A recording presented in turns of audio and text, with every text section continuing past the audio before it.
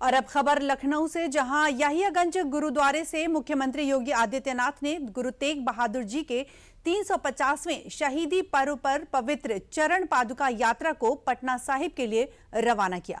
CM ने सिख गुरुओं के बलिदान को प्रेरणादायी बताया। इस पर एक रिपोर्ट हम आपको दिखाते हैं। गुरुवाणी का अंकित है कि जहां भी गुरु महाराज के पावन चरण पड़ते हैं वह स्थान राम राज्य की तरह पवित्र हो जाता है। और यह हम सब का सौभाग्य है कि गुरु चरण यात्रा के दौरान हमें गुरु महाराज के पावन चरण पादुका और गुरु साहिबा की पावन चरण पादुका के दर्शन करने का सौभाग्य प्राप्त हो रहा है।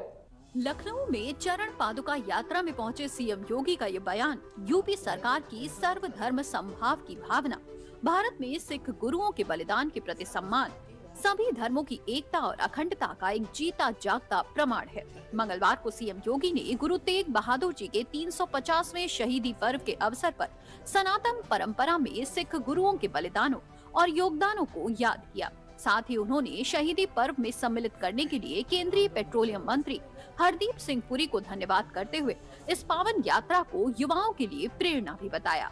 हमें गुरु चरण यात्रा के माध्यम से इस पावन कार्यक्रम के साथ जुड़ने का सौभाग्य भी प्राप्त हो रहा है। बहनों और भाइयों, सिख गुरुओं का भारत की सनातन परंपरा में योगदान अविस्मरणीय है, अभिनंदनीय है।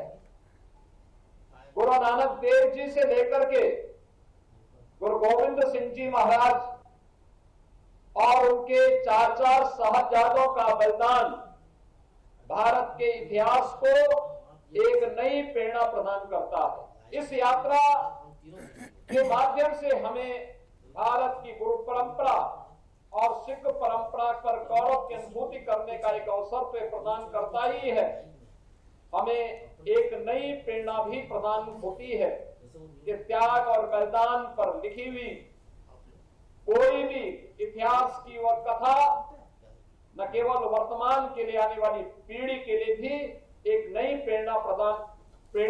प्रेरणा होती है। समारोह में मुख्यमंत्री ने गुरुवाणी सुनी और यात्रा सदस्यों को सम्मानित किया। इसी के साथ दिल्ली से आई श्री गुरु गोविंद सिंह महाराज और साहिब कौर जी की पवित्र चरण पादुका यात्रा को गुरुद्वारा यहियागंज से कानपुर के लिए रवाना किया। लगभग 250 वर्ष पुरानी चरण पादुका को अब गुरु साहिब के जन्मस्थल पटना साहिब में स्थापित किया जाएगा।